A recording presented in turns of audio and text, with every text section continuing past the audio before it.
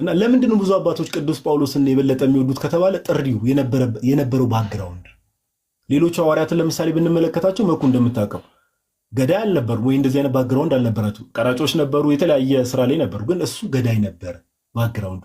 እግዚአብሔር ለምን እንደዚህ ያደረገ ከተባለ እግዚአብሔር አምላክ በ11ኛው ሰዓት የሚመጡ ሰዎችን ሁላ እንደማይጠየፍ ለማሳየት ባይዘው ባክግራውንድ መኩ ገዳይ ብትሆን፣ ቆራጭ ብትሆን፣ ጨፍጫፍ ዘማዊ ብትሆን፣ ምን ብትሆን በእግዚአብሔር ቤት ውስጥ አረፍድክ የሚባል ነገር የለም። አርፍደ ብትመጣም እንደ ጳውሎስ ከፍ ያደርጋል እግዚአብሔር ለሱ ከታመንክለት እንደ ጳውሎስ ከፍ ያደርጋል። ኦኬ እንደ መግደላዊት ማርያም አረፍርክ ቢባልም እንደ መግደላዊት ማርያም በዛ ጊዜ መታ ያንን ሽቱ ደፍታ ወንጌል በሚነገርበት ቦታ ሁሉ እርሷ ለኔ ያደረገችው ነገር ይነገር ተብሎ ጌታ ሲያዝ እንመለከታለን። እግዚአብሔር ቤት ረፈደ የሚባል ነገር የለም ወደ እርሱ እስከተመለስን ድረስ። እና ሳውል ይገርማቸዋል። ለብዙ ሰዎች የበፊቱ ሳውል ከዛ በኋላ ቅዱስ ጳውሎስ የተባለ ሐዋርያ ነው። እንደምታውቁት በጌታ ቀጥታ የተሾመ ሐዋርያ ነው።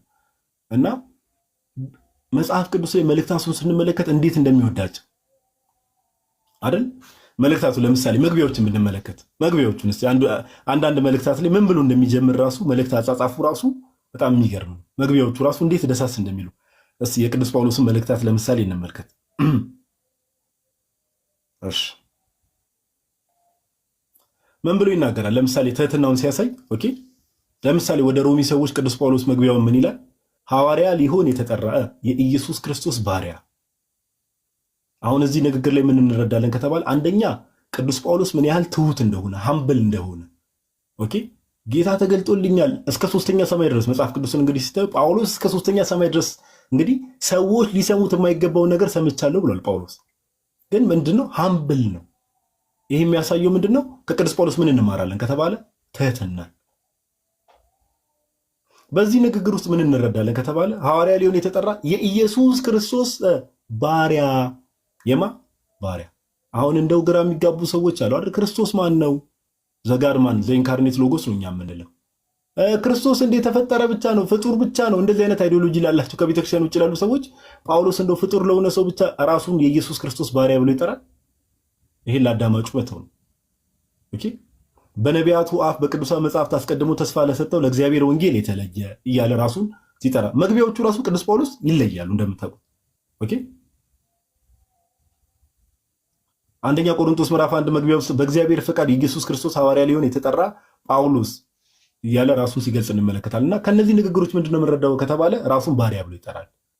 ለምሳሌ አንደኛ ቆሮንቶስ ምዕራፍ 9 ቁጥር 27 ላይ ሄዳችሁ ስትመለከቱ እኔም ደግሞ ለእናንተ ከሰበኩ በኋላ የተጣልኩ እንዳልሆን ስጋዬን እየጎሰምኩ አስገዛለሁ ብሎ ጳውሎስ ሲናገር እንመለከታለን። ቅዱስ ጳውሎስ ይሄ የሚያሳየው ምንድነው? ሀምብል እንደሆነ ትሁት እንደሆነ ነው። ባይዘው ትህትናውን ነው የሚያሳየው።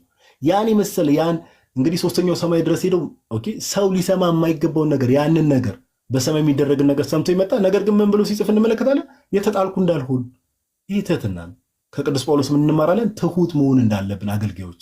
ሁለተኛ ለመንጋው ደግሞ ሚራራ ነው።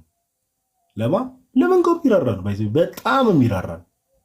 መልእክታቱን የጻፈባቸው ዋና ዋና ምክንያቶችን ሄዳችሁ ብትመለከቱ ቅዱስ ጳውሎስ ዋናዎቹ ምክንያቶች ሄዳችሁ ብትመለከቱ ቤተክርስቲያን ውስጥ የሆነ ወከባ ግርግር ሲፈጠር መልእክት ነው የሚጽፈው። ወዲያው ለምሳሌ በገላትያ ለነበሩ ክርስቲያኖች ገላትያ ውስጥ ሄዳችሁ ብትመለከቱ የገላትያ ክርስቲያኖች ውስጥ መናወጥ ተፈጥሮ ነበር። ወደ ገላትያ ሰዎች መልእክት የተጻፈው ቅዱስ ጳውሎስ ለዛ ነው። መጀመሪያ ሄዶ ወንጌል ሰብኮላቸው ነበር። ወንጌል ከሰበከላቸው በኋላ ግን አዲስ ትምህርት ደግሞ እሱ ከተለያቸው በኋላ አዲስ ትምህርት መጣ። ምን የሚል ትምህርት? አዲስ ትምህርት መጣ። ምን የሚል? ሰው አምኖ ስለተጠመቀ ብቻ ሳይሆን የሙሴን ሕግ መፈጸም አለበት፣ መገረዝ አለበት። ምን ለማለት? ለመጽደቅ የሚል ትምህርት መጣ። ይሄ ትምህርት ክርስቲያኖችን ማናወጥ ጀመረ። ስለዚህ ቅዱስ ጳውሎስ ደግሞ ምንድን ነው? የመንጋው ጠባቂ ነው፣ እረኛ ነው። እንደዛ እንደመሆኑ ካለበት ቦታ ሌላ ቦታ አገልግሎት ላይ ሆኖ ቁጭ ብሎ መልእክት፣ በዛ ጊዜ ያሰቡት መልእክት ለገላትያ ሰዎች ይድረስ። እንደው ቅዱስ ጳውሎስ በዚህ ዘመን ቢኖር አስበው መኩ አሁን ለእኛ አብያተ ክርስቲያናት ስንት መልእክታት እንደሚጽፍ እግዚአብሔር ይወቅ። ኢትዮጵያ ውስጥ ላሉ ብቻ አይደለም ዓለም ላይ ላሉ ለጌታ ቤት አብያተ ክርስቲያናት እንደ ይሄን ኬት አምጥታችሁን እያደረጋችሁ ያላችሁት ብሎ ስንት መልእክታት ይጽፋል እግዚአብሔር በሚያውቅ። ኦኬ ቅዱስ ጳውሎስ በስጋ ቢኖር እዚህ ማለት ነው። እና ይሄ የሚያሳየው ምንድነው? የሐዋርያት ሥራ ምዕራፍ 20 ቁጥር 28 ላይ መንፈስ ቅዱስ ኦኬ መንፈስ ቅዱስ እናንተን ጳጳሳት አድርጎ ለሾመባት ለመንጋውና ለራሳችሁ ተጠንቀቁ የሚለውን ቃል በስርዓት ተግባራዊ ሲያደርግ እንመለከታለን። ትሁት ነው ብለናል። ለበጎች ይራራል። በጎች እንዳይቅበዘበዙ፣ በጎች በምንፍቅና ትምህርት እንዳይወሰዱ፣ ኦኬ፣ በጎች እንዳይናወጡ በጣም ይጠነቀቃል። ምናልኳችሁ በጣም ይጠነቀቃል። ከምንም ነገር በላይ ደግሞ በጣም ጌታን ይወድ ነበር። ምን ይል ነበር? ጌታን ይወድ ነበር። ጌታን መውደዱን የምናይበት አንዱ ምንድን ነው ከተባለ አገልግሎቱ ምን ያህል እንዳገለገለ። በስመ አብ ወልድ ምን ያልዞረበት ቦታ አለ ጳውሎስ። እንግዲህ አስተውል መኩ በኋላ የተጠራው እሱ በመልእክታት ደረጃ ራሱ ብንመለከት 14 መልእክታትን ጽፏል ቅዱስ ጳውሎስ 14 መልእክታትን። ከሱ ቀጥሎ ማን ነው የጻፈው ብዙ ከተባለ ቅዱስ ዮሐንስ ወንጌላዊ ነው።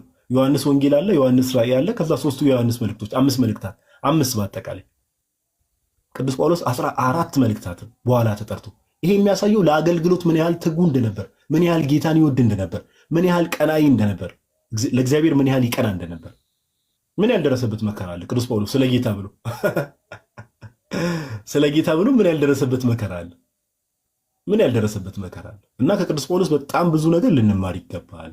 ቅዱስ ጳውሎስ ቤተክርስቲያናችን ለዛ ነው ካልተሳሳትኩ ሐምሌ 5 አይደል ጴጥሮስ ጳውሎስ መኩ ሐምሌ 5 ነው አይደል? አዎ ሐምሌ 5 ሐምሌ 5 ቤተክርስቲያናችን የቅዱስ ጴጥሮስና የቅዱስ ጳውሎስን መታሰቢያ ታደርጋለች። ኦኬ ለምን? ትላልቅ ሐዋርያ ስለሆኑ እና ከቅዱስ ጳውሎስ ብዙ ነገር እንማራለን። እኔ ቅዱስ ጳውሎስን በጣም አንዳንዴም ደግሞ አለ አይደል የተወሰነ ፈኒ ካራክተሮች አሉት። የሐዋርያ ስራን ስትመለከት መኩ አንዳንድ ቦታዎች ሲታሰር ባክግራውንዱን እየተጠቀመ ከአንዳንድ ቦታ ሲያመልጥ እንመለከታለን።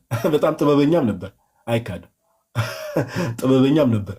ኦኬ እኔ ባክግራውንዴ እንደዚህ ነው እያለ ከአንዳንድ ችግሮችም ሲያመልጥ እንመለከታለን። እና እንደው እኔ ጣሊያን ያላችሁ ሰዎች ኦኬ ጣሊያን ቤተክርስቲያን በቦታና በጊዜ አትገደብም፣ ግን ጣሊያን ያላችሁ ሰዎች በተለይ ቅዱስ ጳውሎስና ቅዱስ ጴጥሮስ ሰማዕትነትን የተቀበሉባቸው ቦታዎች አሉና አለ አይደል አሁን እንደዚህ አይነት ቦታዎችን ብታይ ተመኛለህ። ኦፍኮርስ ለምሳሌ ሁሉም ክርስቲያኖች መኩ የት መሄድ ትፈልጋላችሁ ተብሎ ቢጠይቅ ፕራዮሪቲ ላይ እርግጠኛ ነኝ ማንም ሰው ኢየሩሳሌም ነው የሚለው። ኢየሩሳሌም ጌታ የረገጠበትን ቦታ አስበዋል። ጌታ የተመላለሰበትን ቦታ ጌታ የተራመደበትን ቦታ እንዴ ወደ እግሮች መረገጫ እንሰግዳለን አይደል ዳዊት የሚለው ወደ እግሮች መረገጫ እንሰግዳለሁ አይደል የሚለው። ጌታ የረገጠበትን ቦታ ከዚህ በላይ ምን ክብር አለ? ደብረ ታቦር ላይ ጌታ ክብሩን እንደዛ የገለጠበት ቦታ ያንን ቦታ ሄዶ ከመሳለም በረከት ከማግኘት በላይ ምን አለ? ኦኬ ጌታችን ኢየሱስ ክርስቶስ ያ መከራ የተቀበለበት እንደዛ የተንከራተተበትን አደባባይ ኤኒዌይስ ያ ፕራዮሪቲ ነው። ማንም ሰው ኢየሩሳሌም መሄድ ትልቁ ፕራዮሪቲ ፍላጎት፣ እኔ ፐርሰናሊ እንደዛ ነው የሁሉም ክርስቲያን ብዬ የማስበው። ኦኬ ግን ደግሞ እንደዚህ ደግሞ ለጌታ ብለው ደግሞ እንደ ቅዱስ ጳውሎስን የመሰለ ታላላቅ ሐዋርያ ደግሞ ሰማዕትነት የተቀበሉበትን ቦታዎች ደግሞ ያገለገሉባቸው የዞሩባቸውን ቦታዎች ደግሞ ሄዶ መጎብኘትም ማየትም ምናምን በረከት ነውና የቅዱስ ጳውሎስ በረከት ረድኤት ከኛ ጋር ይሁን። አማላጅነቱም የምርም ደግሞ አማላጅነቱም ከሁላችንም ጋር ይሁን። ሁሌም ደግሞ እንደው እግዚአብሔር ቢፈቅድና ቢወድ ደግሞ ለዚህ ቤተክርስቲያን ቅዱስ ጳውሎስን የመሳሰሉ አገልጋዮች ደግሞ እግዚአብሔር በየጊዜው ያስነሳል። እውነት ለማውራት ይሄ ለእውነት የሚቆሙ አለ አይደል መኩ ሰው ምን ይለኛል ምን አለኝ ምናምን ለእውነት የሚቆሙ እገሌ እንዲያለኝ እገሌ ይታዘበኛል እገሌ እንዲለኛል ሳይሆን ለእውነት ከእግዚአብሔር ስለተገለጠ እውነት ለዛ እውነት የሚቆሙ እንደ ቅዱስ ጳውሎስ መከራም ከመጣ ደግሞ ደስ እያላቸው መኩ እስር ቤት እንዲታሰራሉ ልታሰር ይችላል እኮ አይደለም። ጳውሎስና ሲላስ በእስር ቤት ሲዘምሩ እኮ ነው የሚያድሩት። ካን ዩ ኢማጂን? እና እንደዚህ አይነት አገልጋዮችን እግዚአብሔር አምላክ የምርም እግዚአብሔር ያው እንግዲህ እሱ የወደደውን ያደርጋል። ቤተክርስቲያኑን አይተዋትም። እንደ ቅዱስ ጳውሎስ አይነት አገልጋዮችን ደግሞ እግዚአብሔር በየዘመናቱ ለቤተክርስቲያን ያስነሳለን። እንደ ቅዱስ ጳውሎስ አይነት አባቶችን እግዚአብሔር አምላክ ለቤተክርስቲያን ያስነሳለን። እንደ ቅዱስ ጳውሎስ አይነት ጳጳሳት የመንጋው ጠባቂዎች እረኞችንም እግዚአብሔር አምላክ ያስነሳለን።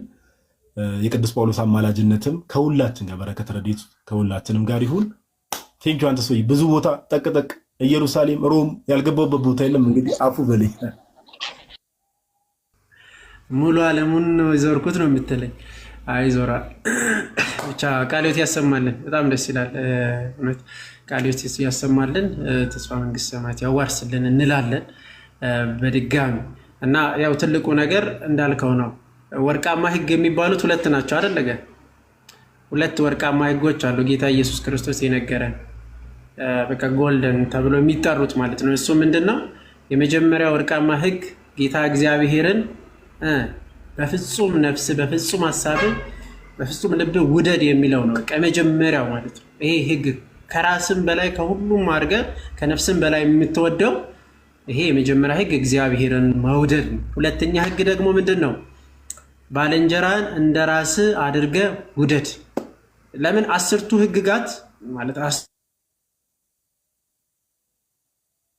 ህግጋት ነው የሚጠቃለሉት። እግዚአብሔርን የመውደድ ጉዳይና ባልንጀራን የመውደድ ጉዳይ ነው ማለት ነው ሁለቱ። አንድ ሰው እግዚአብሔርን ከወደደ እነዛ የመጀመሪያ 3 ህግጋት የተባሉት የእግዚአብሔርን ህግጋት ማለት 3ቱ እግዚአብሔርን መውደድን ይፈጽማል። የመጀመሪያ 3ቱ። ቀሪ 7ቱን ደግሞ ምንን ይፈጽምበታል? ምንድነው? ባልንጀራውን የመውደድ ነው። አትግደል፣ አትስረቅ፣ አታመንዝር፣ ባልንጀራ ላይ በሐሰት አትመሰክር። እነዚህ ሁሉ ባልንጀራን የመውደድ ጉዳይ ነው። ባልንጀራን የመውደድ ጉዳይ ነው። እግዚአብሔር ከጌታ እግዚአብሔር ውጪ ሌላ አታምልክ፣ የእግዚአብሔርን ስም በከንቱ አትጥራ የሚሉት እነዚህ ደግሞ እግዚአብሔርን የመውደድ ጉዳይ። አየህ፣ ስለዚህ ሁለቱ ወርቃማ ህጎች አሉ ማለት ነው። ህግጋት ቢጠቃለሉ በዚህ ሁለቱ ህግጋት ይጠቃለላሉ። እነዚህ ህግጋት ደግሞ ፍቅር በሚባለው ነው የሚጠቃለል። ከሁሉም በላይ አብዝታችሁ ፍቅር ይኖራችሁ የሚለውም ለዚህ ነው። እግዚአብሔር ላይ ያለን እምነትን በፍቅር ስለሚጠቃለል ማለት ነው። እምነታችንም ሁሉ ነገር በፍቅር ይጠቃለላል እና ለዛ ነው እምነት፣ ተስፋ፣ ፍቅር አብረው ይጸናሉ። ከእነርሱ የሚበልጥ ማን ነው? ፍቅር ነው። ፍቅር ከሁሉም ይበልጣል። ስለዚህ ቅዱስ ጳውሎስን አሁን ጋዲ የነገረን ትልቁ ነገር ቅዱስ ጳውሎስ ምን ያህል በፊትም ቀናይ እንደነበረ፣ ለቤተ ክርስቲያን ቀናይ እንደነበረ፣ በንጹህ ልብ ነው በነገራችን ላይ ክርስቲያኖችን ሲያሳድድ የነበረ፣ እንዲያው በሄዱበት ሁሉ መከራን ሲያደርስባቸው የነበረ። ቅዱስ እስጢፋኖስ ሲወገድ ልብስ ያዥ የነበረው ቅዱስ ጳውሎስ ነው፣ ሳውል ነው። ልብስ እየጠበቀላቸው ነበር። የሐዋርያት ሥራ ምዕራፍ 7 ቁጥር 34 ጀምራችሁ ስታዩት የቅዱስ የነዛ የሚገሉትን የሰዎችን ልብሳቸውን ሲጠብቅ ነበረ። የሚገሉትን ማለት ነው። ድንጋይ ሲያቃብል የነበረ ነው። ክርስቲያኖችን ሲያሳድድ የነበረ ነው። ግን ይህንን የሚያደርግ የቤተ ክርስቲያን ቀናይ ነው። በቃ ያኔን እውነት ለእግዚአብሔር እቀናለሁ ብሎ ነው ማለት ነው። እግዚአብሔር የልብ ቅንነቱን ወሰደና ወደ እውነተኛ ክርስቲያነቱ ማመጣና ቅንነቱ በዛ ልክ ለክርስቶስ ምን ያህል ስንት ጊዜ ተገርፏል አይደል ያለው ጋዲ? ተገርፏል። ሲገረፍ ነበር። ያውም እያመላለሱት በአይሁድ ስርዓት ውስጥ 40 ጊዜ ነው የሚገረፈው። አንድ ሰው 40 ጊዜ ነው የሚገረፍ። 40 ጊዜ ስለሚገረፍ እርሱን ግን ምን አደረጉት? አውቀው 39 ላይ ይደርሱና ይሳሳታሉ። ተሳሳትን ብሎ አሁንም እንደ አዲስ ይቆጥራሉ። ይገርፉትና አሁንም እንደ አዲስ ይቆጥራሉ። 5 ጊዜ እንደዛ እያመላለሱ ቅዱስ ጳውሎስን ገርፈውታል። ወህኒ ቤት አስረውታል። ስለ ክርስቶስ በቃ ያልተቀበለ ሙሉ ዩሮፕን የዞረው ቅዱስ ጳውሎስ ነው። የተነሳበት የስብከት ጉዞውን ብትመለከቱት እና ትልቅ ስለ ክርስቶስ መከራን መቀበልን ጌታ እግዚአብሔርን ይኸው ወርቃማ የሆነውን ህግን ፈጽሟል ማለት ነው። ወርቃማ የሆነ ህግ ምንድን ነው ያልኳችሁ? ሁለቱ ህግጋት ናቸው። ያንን ህግጋትን በፍጹም ፈጽሟል። ይሄው ዛሬ ላይ ቅዱስ ጳውሎስ ብለን እንድናወራ ያደረገን ለእኛ ያለውን ፍቅርም ጭምር ነው። ለእግዚአብሔር ያለው ፍቅርን አሳይቶ ለእኛ ያለውን ፍቅርንም ገልጿል ማለት ነው ቅዱስ ጳውሎስ። ተመለከታችሁ? ይሄ ነው በቃ ወርቃማ ፍቅር። አንድ ሰው ፍቅር አለው ማለት ክርስቶስን የመኖር ጉዳይ ነው። ስለዚህ ወንድምህን ሳትወድ ደግሞ እግዚአብሔርን መውደድ አይቻልም አይደል ጋዲ? ይሄንን ነው አይደል ቅዱስ ዮሐንስ የሚገልጸው? ወንድሙን የማይወድ በጨለማ ውስጥ ነው ያለው። ስለዚህ እንዴት ነው በሰማይ ያለውን እግዚአብሔርን ልታመሰግነው የምትችለው? መውደድስ የምትችለው የማይታየውን አምላክ እንዴት ልትወደው ትችላለህ? አጠገብ ያለውን ወንድምን ካልወደድክ የሚለው ከዚህ ነው ማለት ነው። ስለዚህ ወንድማችንን ስንወድ እግዚአብሔርን የመውደድ አለ። እግዚአብሔርን ስንወድ ወንድማችን መውደድ አለ። ሁለቱ ምንድናቸው ማለት ነው? ወርቃማ ህጎች የምንለው እነዚህ ናቸው። ወርቃማ ህጎች እነዚህ ህይወታችን ነው። በነገራችን ላይ በቃ ተሻጋሪ ነው። በየትኛውም የማይፋለስ እንትን የማይሆን ጉዳይ ነው እና በዚህ ላይ ስህተት ልክ እንደ ቅዱስ ጳውሎስ የነበረበትን ህይወት ወተን ክርስቶስን የመናፈቅ በዛ ውስጥ ክርስቶስን የመውደድ ህይወትን እግዚአብሔር ይስጠን። ጋዲ ቃለ ሕይወት ያሰማልን። በድጋሚ ይሁድ እንኳን ደህና መጣ ወንድማችን። የአብ ሰላም ትለናለ። እሺ ጋዲ ሰላም በለን። በዛውም ቀጥል ቀጥል።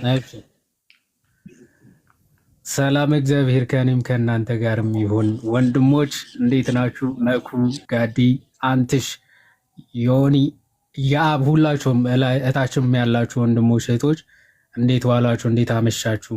እንኳን ለአባታችን ለአቡነ ገብረ መንፈስ ቅዱስ ዓመታዊ ክብረ በዓል በሰላም አደረሰን አደረሳችሁ።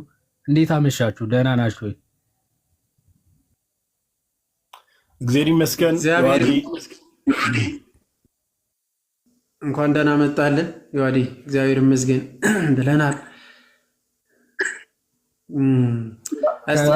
እኔ እኮ በቪዲዮ ሰው ማን አንትሽ ነህ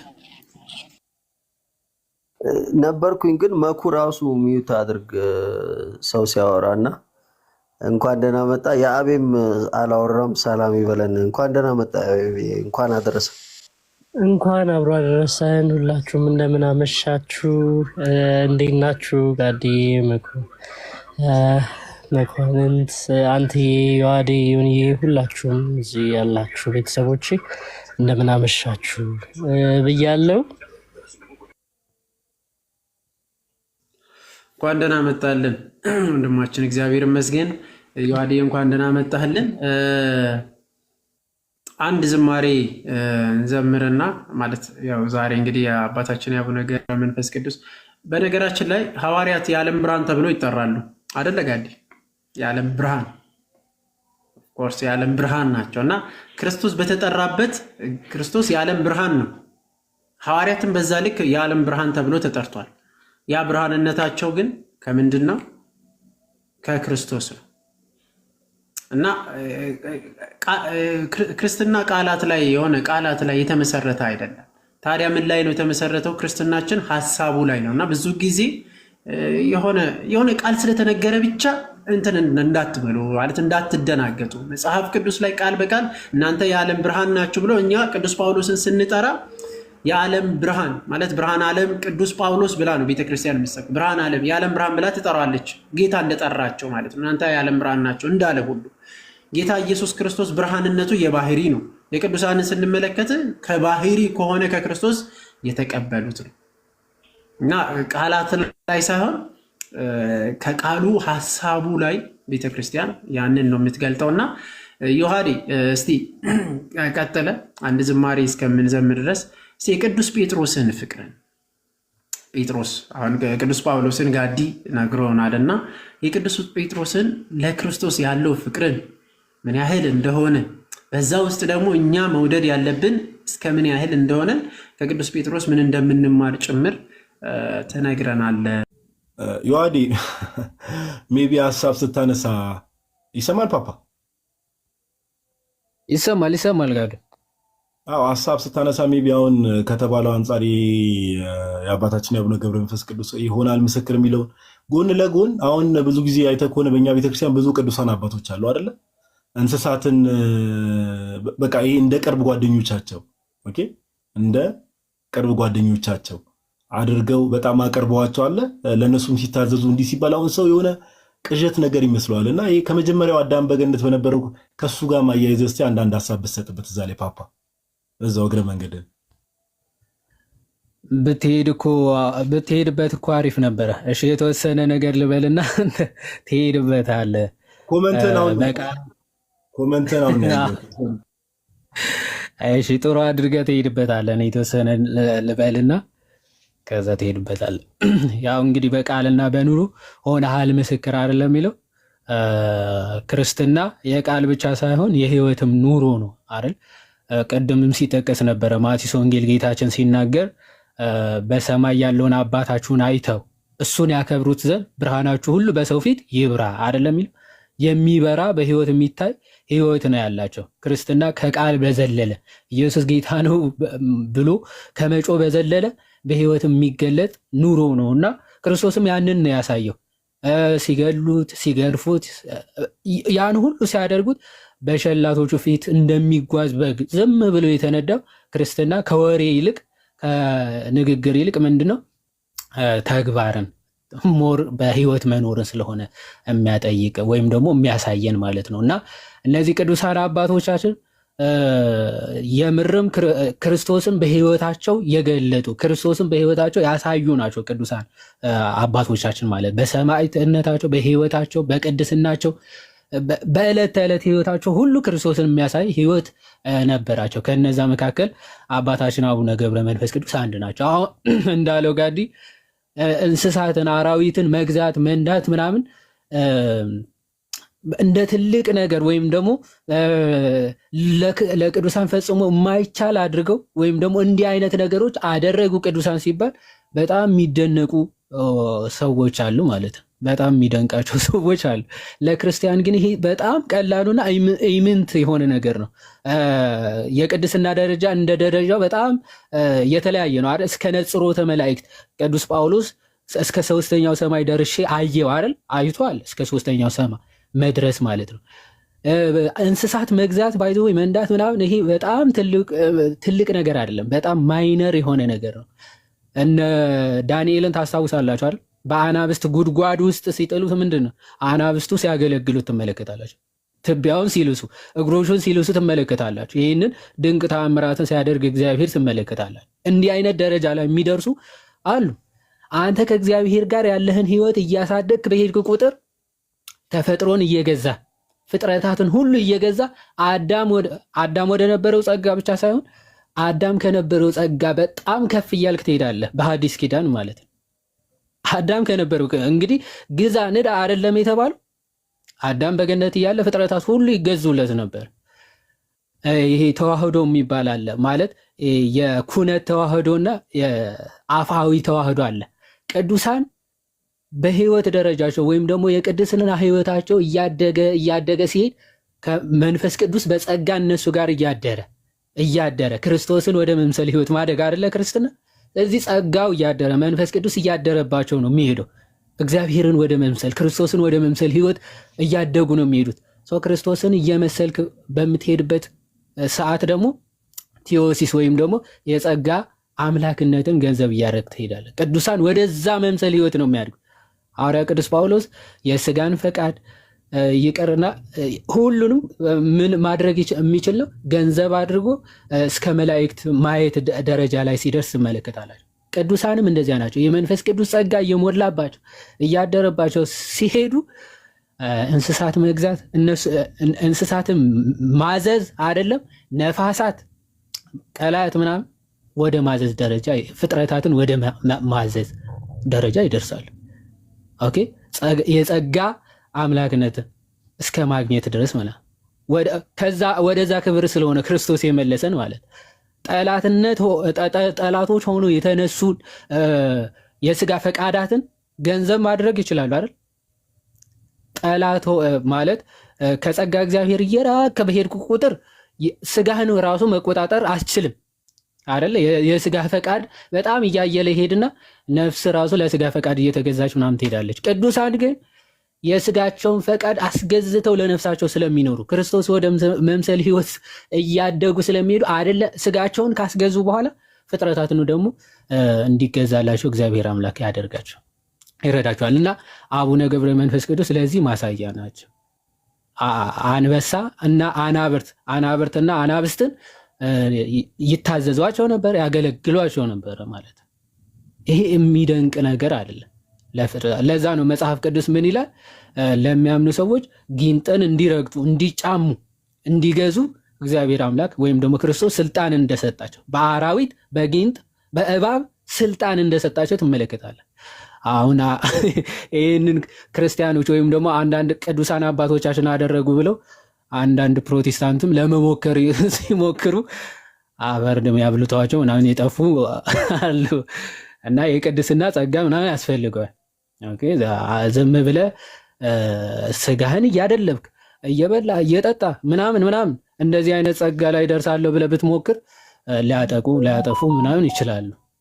ጸጋ እግዚአብሔር ያስፈልጋል፣ ቅድስና ያስፈልጋል። እነዚህ አይነት ነገሮች ለማድረግ ማለት ነው። እንደዚህ አይነት ህይወት ስለነበራቸው አራዊቱን ተፈጥሮን የሚያዙ ብዙ ቅዱሳን ትመለከታላችሁ። ይሄ ደግሞ ታላቅ ከእግዚአብሔር ጋር ያላቸውን አንድነት ወይም ደግሞ ከእግዚአብሔር ጋር ያላቸውን ህይወት እንዲህ አይነት ጸጋ እንዲቀበሉ ስለሚያደርጋቸው ነው። እንደዚህ አይነት ጸጋ እንዲቀበሉ ስለሚያደርጋቸው ነው ለማለት ነው። እግዚአብሔር ይስጥልን።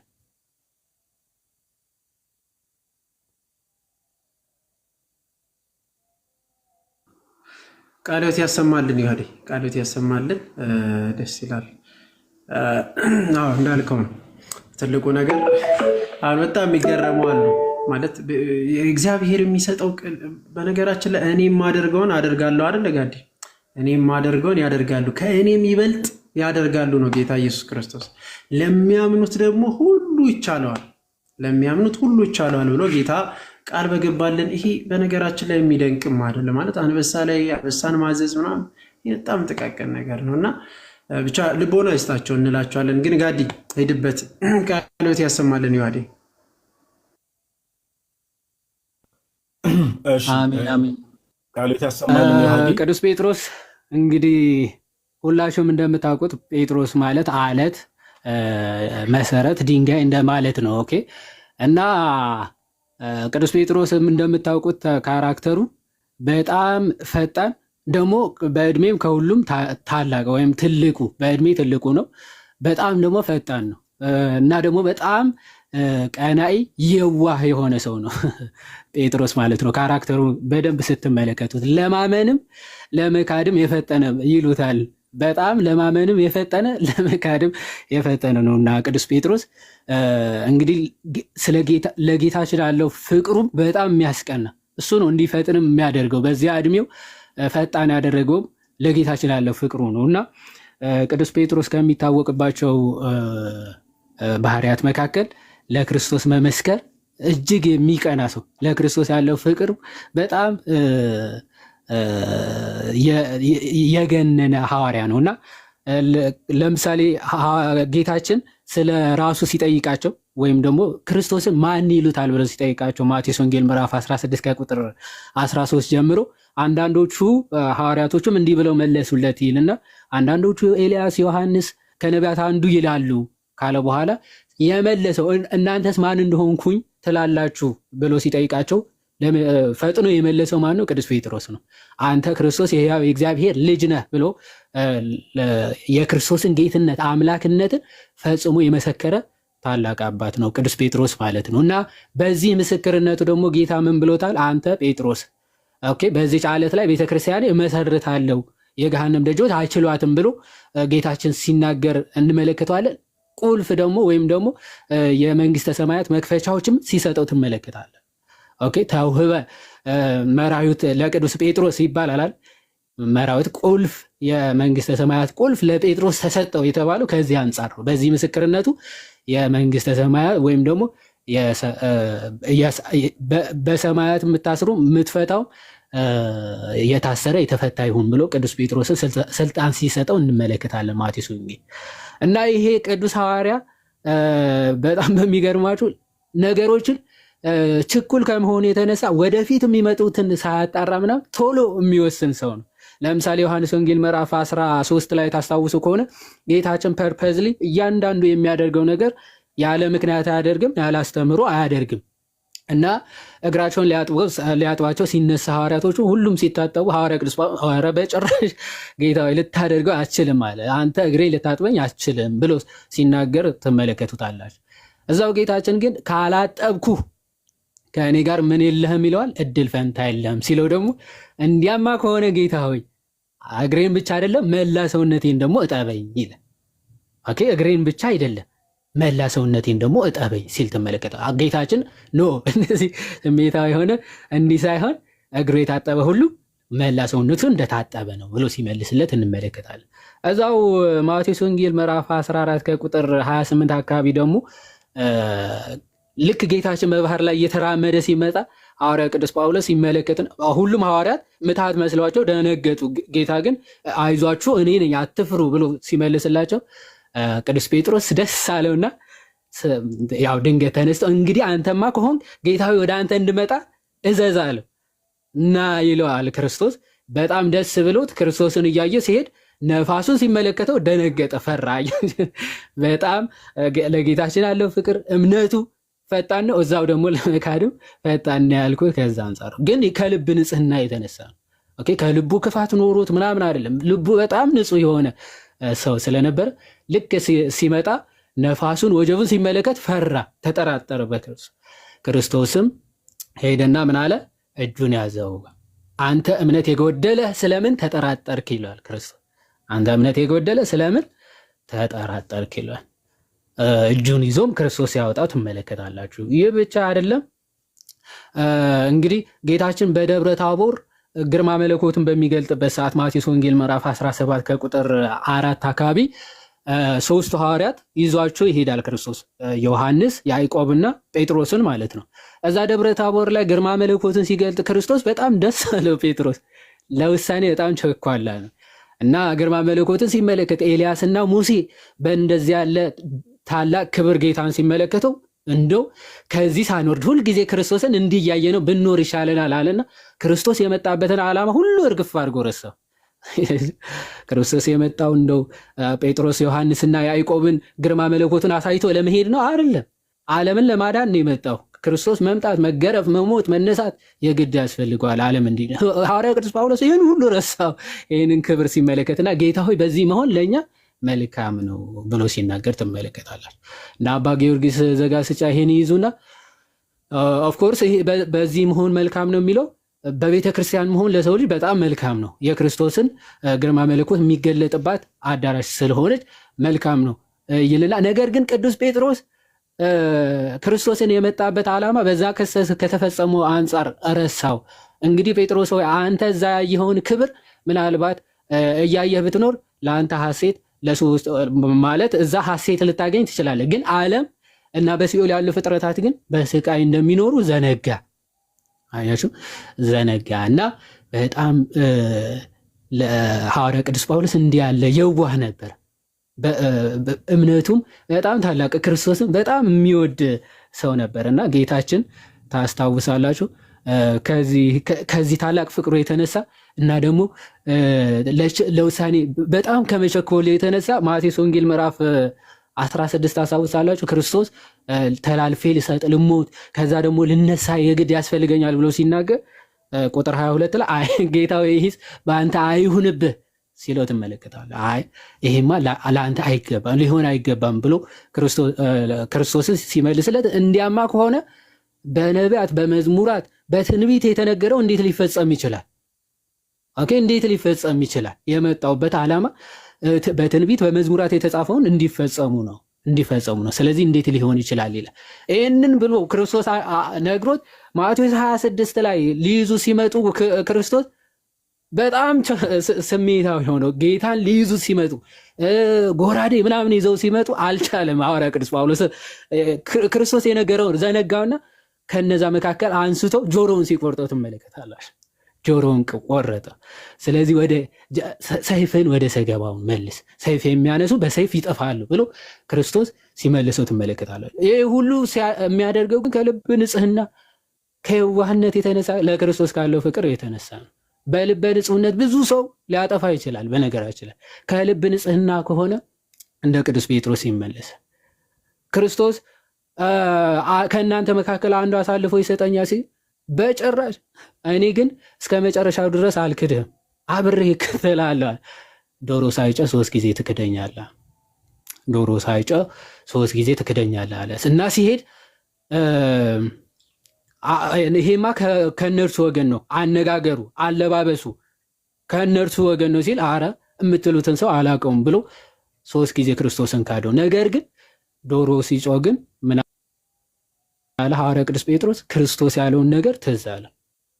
ክርስቶስ የተናገረውን ነገር አስታወሰ እና ሐዋርያ ቅዱስ ጴጥሮስ ማቴዎስ ወንጌል ምዕራፍ 26 ከቁጥር 75 ዶሮ ሲጮህ በሰማ ጊዜ ሐዋርያ ቅዱስ ጳውሎስ ወደ ውጭ ወጣ፣ መራራ ልቅሶም አለቀሰ ይላል።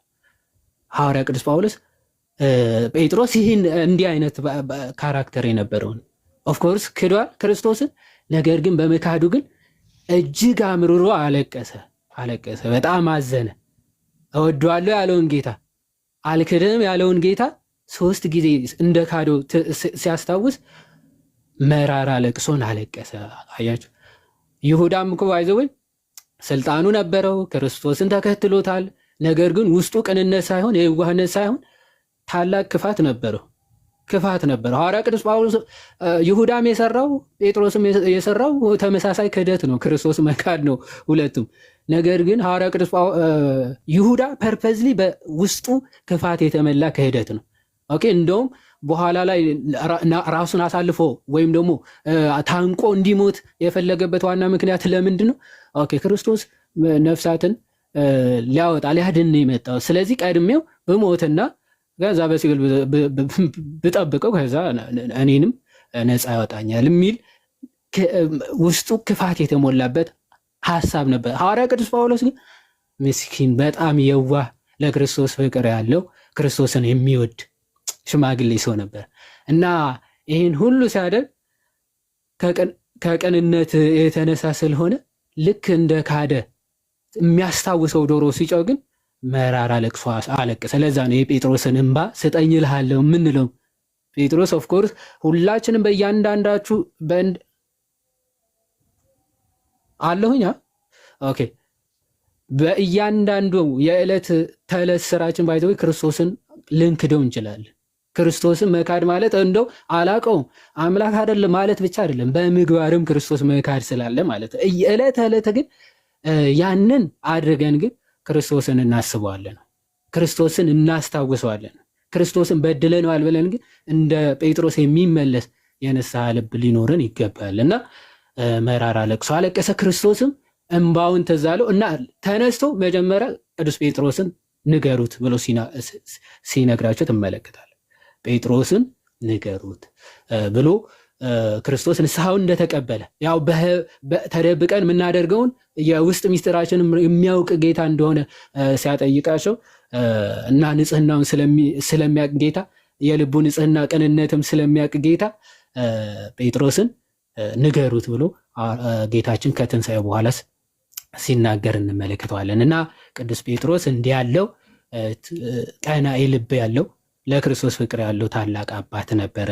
የሱ በረከት ረድኤት ከሁላችን ጋር ይሁን፣ አማላጅነቱ አይለየን። ወስብሐት ለእግዚአብሔር። እግዚአብሔር ይስጥልኝ። ቃሎት ያሰማልን። ዮሐዲ በእውነት የቅዱስ ጴጥሮስ በረከቱ ይደርብን። በእጅጉ በጣም የምንወደው ሐዋርያ፣ በጣም ታላቅ እንግዲህ ለክርስቶስ ቁልቁል እስከ መሰቀል ድረስ የደረሰ አሁን ብዙ ጊዜ ካቶሊካውያን የሚከሰሱበት ነገር አለ።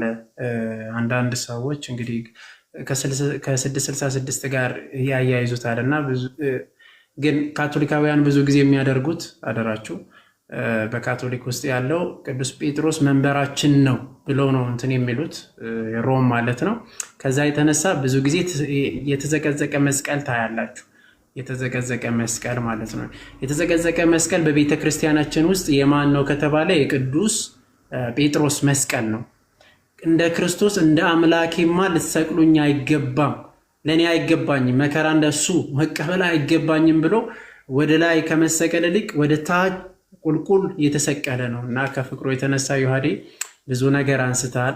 ምን ያህል ውስጡ በጣም ኢነርጂ ነበረው። በእውነት ለመናገር መጽሐፍ ቅዱስ የምንመለከተው ቅዱስ ጴጥሮስ ምን ያህል ክርስቶስ እንደሚወድ የሆነ ነገር ሲሆን ኧረ አይሆንብህ እንደ አይሆንም እኔ ነኝ የሚሞተው ከአንተ ፊት የሆነ ነገር ጆሮውን የማልኮስን ጆሮ ወዲያው ሲቆርጥ ዮሐዴ አንስቶልናል እና ያ ፍቅሩን ነው አሁን እንግዲህ የተማርነው። አስተውላችኋል? ፍቅሩን ምን ያህል ክርስቶስን እንደወደደ ይኸው ስለ ጴጥሮስ ተነጋገር። የጴጥሮስን ገላትን ነው ያወራ ነው። በነገራችን ሌላ ነገር አይደለም። የቅዱስ ጴጥሮስን ገልን ነው ያወራን። ይኸው ተጋለውን፣ ይኸው ክርስቶስን ምን ያህል እንደሚወድ፣ ይኸው ፍቅሩን ነው የተነጋገርን። ገብታችኋል? ይኸው የቅዱስ ጴጥሮስን ገሉን ነው የተነጋገርነው አሁን ማለት ነው። ይቀጥላል እንደዛውና የቅዱስ ጴጥሮስ በረከቱ ይደርብን። ዮሐዴ በጣም ቃሎት ያሰማልን።